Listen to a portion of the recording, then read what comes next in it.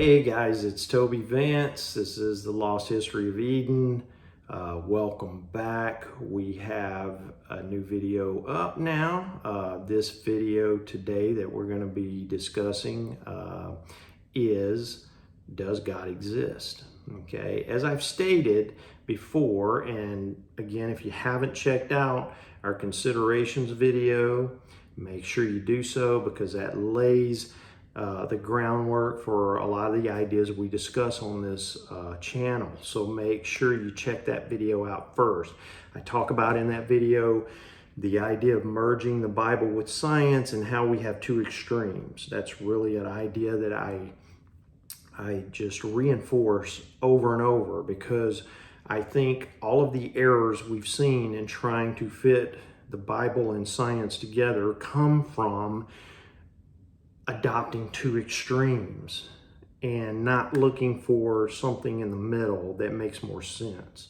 And so we have to look at how these two extremes are off base. So our one extreme, we have the biblical literalists, those that just accept the Bible literally for what it says, and they create their own science, creation science. They believe that the earth is 6,000 to 10,000 years old. They believe the geological time scale was all laid down in a year under Noah's flood. And so they pretty much throw all the science out the window. Even good science, even established science. And again, if you haven't watched our series on the facts of evolution, and how we establish that evolution is true, our series on the age of the earth and how we establish the earth is 4.5 billion years old, then go check those out because we don't want to throw out legitimate science as we're doing this. We don't want to reject things that have been established scientifically that we know are true. And so that's what that series, those two series are about. They're showing that there is some legitimate science, that scientific facts that we need to accept in analyzing where the Bible fits in our history. And if we throw that science out, we're going to be in error. We're going to be off track. We're going to be off the reservation if we throw out well-established science. And we're going to be getting wrong and incorrect interpretations of where the Bible fits if we don't establish what's true and what's not true. I think that's what the creation scientists have done. They have completely gone off the reservation. They've rejected good established science, and now they're off in a fantasy realm that is not real. That's not what really happened. And we don't want to do that. But we also have the other extreme, the critical scholars, the atheist agnostics who reject the Bible completely, reject the idea of God. And so we have that side, and they throw out also a lot of what I believe to be true and facts that should be acknowledged in understanding where the Bible fits in this whole scheme of Bible versus science. So we don't want to go to that extreme either. And that's what this video today is about. Okay, now we're looking at some things from the biblical side that are established facts, okay, or at least are very probable. Okay, I don't want to say an established fact because establishing whether God exists is something that can't be done with 100% certainty. Which is true pretty much of most of science too. But we can look at some propositions because obviously God falls outside the realm of science, so we have to look more using sort of philosophical, syllogistic, logical kind of reasoning, establishing some propositions which seem to be true, and that's what we're going to do in this video today. So we're going to look at 4 propositions that I believe are fairly self-evident. At least 1 or 2 of them are patently self-evident, and probably the other couple are not completely self-evident, but they're not completely improbable either. And so I think we establish these four propositions. We raise the likelihood that there is some sort of being that fits the definition of what we would call a God. And that's what we're trying to show. You get those on the critical side who dismiss and poo-poo the idea of a sky fairy, and they use those, derogatory terms mockingly, and make it sound like the idea of God is just something completely insane and irrational, and that's just not the case. If we look at some fairly well-established propositions, we can see then that the idea of God is really something that may even be fairly likely. Okay, again, can't establish it with 100% certainty, but rejecting it as if it's some insane idea is also an extreme that I think goes off the rails. Those are people who don't even want to consider the idea and think it's just completely crazy, and it's not. We can see, and which is the reason why very intelligent men and women throughout history have been believers in God. Very rational people. Even some of our greats in science, Isaac Newton, Galileo, and such, were believers in God. So the idea that it's just completely insane and irrational is an extreme, just like 6,000-year-old Earth is an extreme. So we got these two extremes, and they sling mud at each other. We're trying to find something in the middle. So today's video, we're looking at four propositions which point to the idea that a God would seem to be very likely. Okay, so let's jump right into it. Let's look at our four propositions. So in this video, we're talking about, does God exist?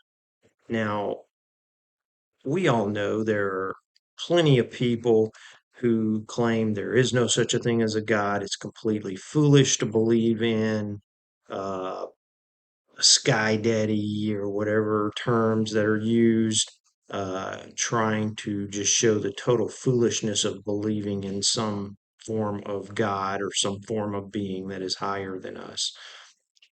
But is it really that irrational? I don't think so. I think that we can, certain propositions, analyze whether such a being as a God does exist and at the very least can exist. Um, I think these propositions are ones that to some degree are self-evident, and at least highly probable.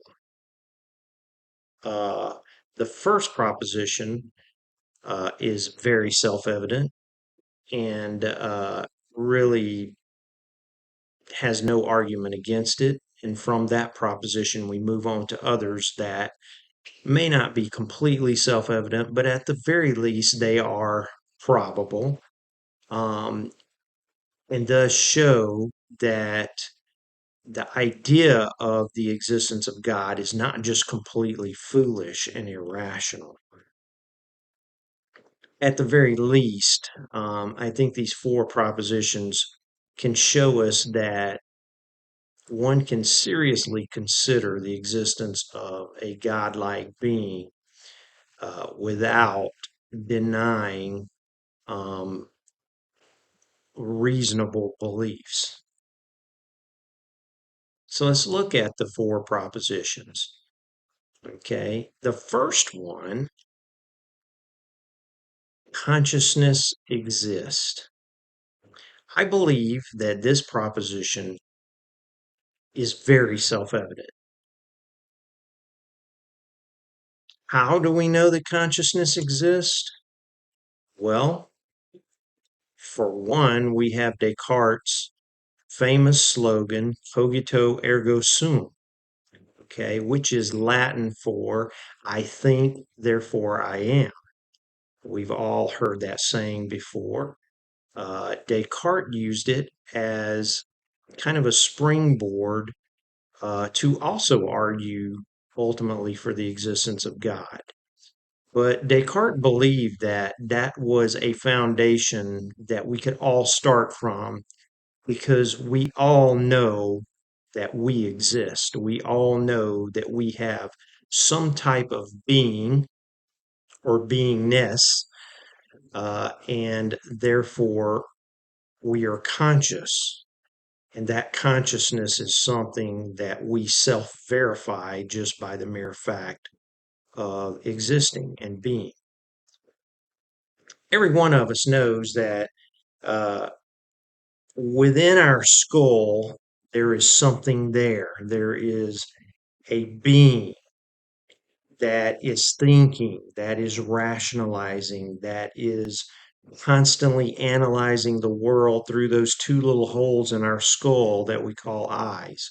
And through those windows, we're able to, whatever that is that's inside our head, is able to look out and make judgments, make decisions, analyze, think, rationalize.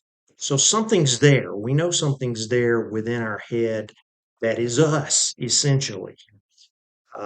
And that in that sense, we are conscious and we are thinking beings. The philosopher Philip Goff says we know that consciousness exists only because we are conscious. So, again, this is a very self evident proposition. It's one that is almost impossible to deny. Proposition two. Proposition two is that consciousness exists on a spectrum. I believe this one is pretty self evident also. What do we mean by consciousness existing on a spectrum? When you think about it, consciousness seems to exist in kind of a mix of intelligence, self awareness, interaction with one's environment. There's a lot of elements that social scientists and scientists look at in terms of analyzing exactly what consciousness is. And so all of those different elements we know exist at various levels. We know there are various intelligence levels. We know there are various self awareness levels, uh, various levels of thinking about one's existence. And so when we think of consciousness in that sense, we can kind of put it on a scale and understand that some forms of consciousness would be higher than other forms of consciousness. For instance, we would consider human consciousness to be higher and more aware. And when I say aware here, I'm talking about self awareness. There's obviously biologically and physically, there are ways in which dogs are more aware than we are. They have a higher sense of smell, uh, they hear better than us, and they can even see better than us in the dark. But that's not what I'm talking about. I'm talking about ontological awareness, awareness of our being and our existence, self awareness, as we would refer to. Humans have this capability of thinking about the future, thinking about things that can happen to us, thinking about death, even that one day we will die. Uh, Lower animals don't seem to have that capability. And that's what I mean by more aware. So when we think of consciousness in that context, human consciousness is higher and more self aware than a dog's consciousness. But then again, a dog's consciousness is higher and more self aware than a fly's consciousness. Dog has a bigger brain. A dog has the ability to emote. Anyone who's ever owned a dog knows they show feelings, they get hurt, uh, they show evidence of being guilty, of feeling guilt when they do something wrong, feeling shame. Everyone that's owned a dog has seen that occur. Uh, and so they have enough awareness to show emotions. They show love, they show happiness. Uh, we've all seen those things from a dog.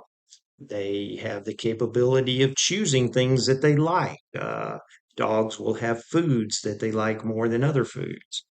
Um, so they have this ability to show emotions, which shows us higher self awareness and a higher ability to interact with their environment than a fly. We do not see that kind of emotion from a fly. Fly seems to be operating at a much more base instinctual level than a dog is. Then again, a fly consciousness is also higher and more self aware than an amoeba. A fly can determine different sources of food that it can go to and eat.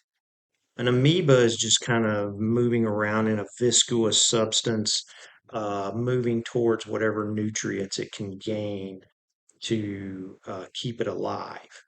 A fly has a brain, an amoeba does not. So that alone would give us the idea that a fly probably has more perceptual awareness than an amoeba does.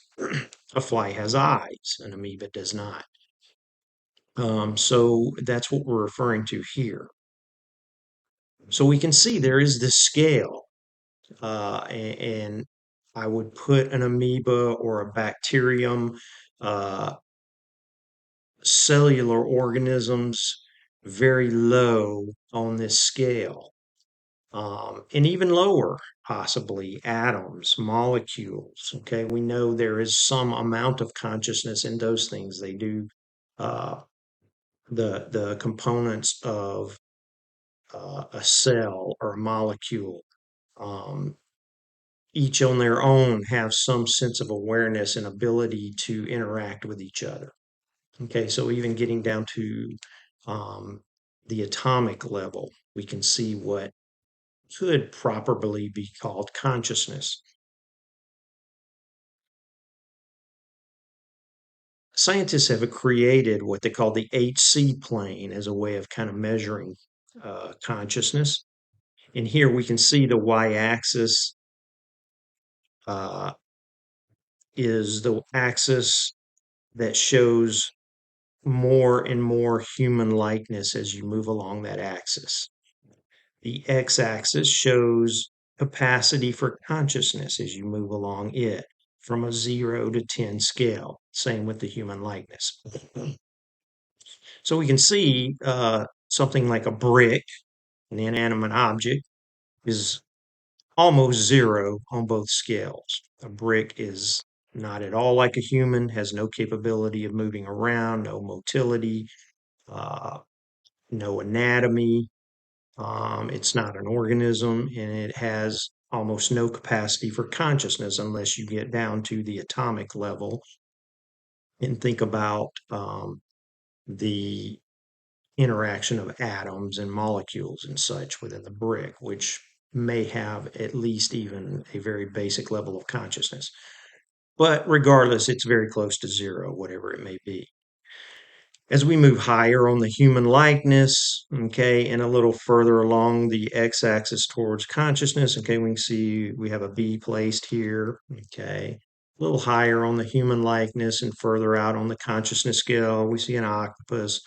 A little higher up on the human likeness scale, we see a cat, probably having roughly the same capacity for consciousness as an octopus, and so on as we move up until we get to humans, obviously being at the 10 level on a human likeness scale because they are human. But notice also, scientists do not place humans on a 10 for capacity of consciousness, leaving open, as we're going to see as we move along our propositions, the idea that there is a capacity for consciousness very likely above even that of the human level.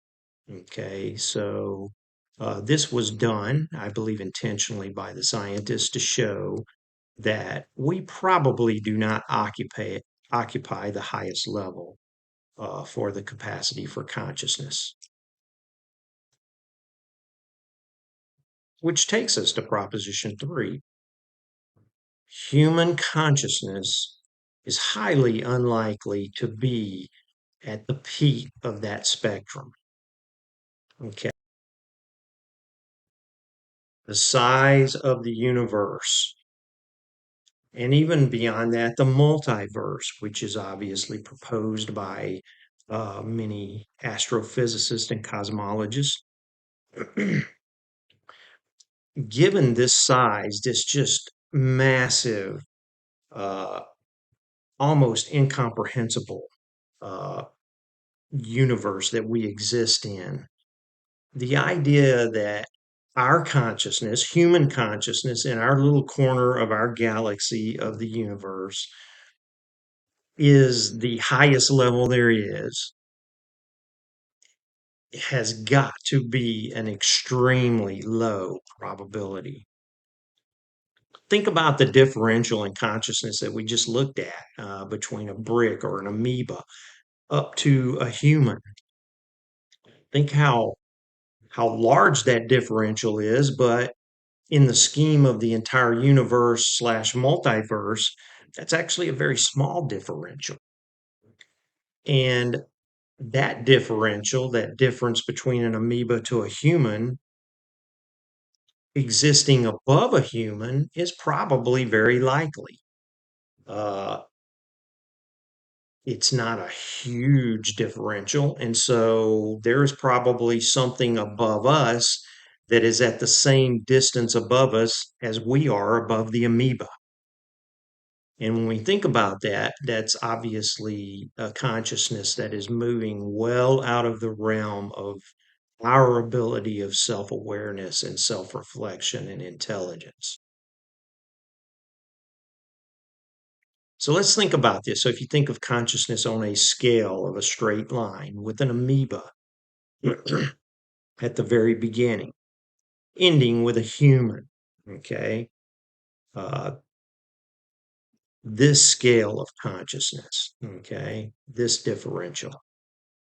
You think the entire universe that we live in, and you scale that down to our little corner of the universe that we exist in, and think about a scale of consciousness between an amoeba and something higher than us, some kind of advanced consciousness, possibly even pure energy or non physical consciousness. Okay. Think about the fact that there's a likely, very high likely probability of that existing in some other part of the universe. And then when we really think about it, it's probably likely that that exists in multiple, which then brings us to proposition 4. A vastly higher level of consciousness would be godlike from our perception, particularly when we think about a consciousness with a much vaster awareness and intelligence, and particularly one that would be non physical, would be more of an energy type being without a physical body. A being like that, for all intents and purposes, would be like a god to us, particularly if that being had the capability to interact and do things that are beyond our wildest dreams and that can interact with the material realm around it in ways that we cannot. Things that we can imagine telepathically, okay, kinetically, or telekinetically. Uh, we can think of ways in which a higher, purer form of consciousness possibly could interact with the universe and the material realm in ways in which we cannot. And so once we think about that, and if we think about the differential of consciousness above us being very probable in the vast size of the universe that we exist in, then we have to imagine that there are likely beings and consciousnesses that would be almost godlike in comparison to us. Now, would that make them the God of traditional religion? Not necessarily, but does that really matter? If we start getting into the idea of higher consciousness and higher beings and beingness existing way above our level, then it starts to get less difficult to propose the idea that there is a godlike being that can control things at planetary and even solar levels of existence, that can interact with the universe and the material realm in ways that we cannot even begin to imagine. This idea was kind of dealt with in one of the Star Trek movies, Star Trek The Final Frontier. In that movie, the crew of the Enterprise comes across this being, which is essentially an energy being. It appears to them in a form which it believes is the way in which humans see a god, a large bearded being, uh, as it understands that that's an idea that they're comfortable with and how they see their gods. This being eventually becomes angry and attacks the crew members, shooting these beams of energy out of its eyes, knocking them to the ground. Ultimately, because Captain Kirk begins to question whether this being really is the God of the universe as we traditionally think of God. And ultimately, we find out that it is not that God. It is not a God in the sense of the creator of the universe and the creator of all things. But it is a being that exists at such a vastly higher level than us that it is almost godlike and it has the capability of doing many things that we are totally incapable of doing.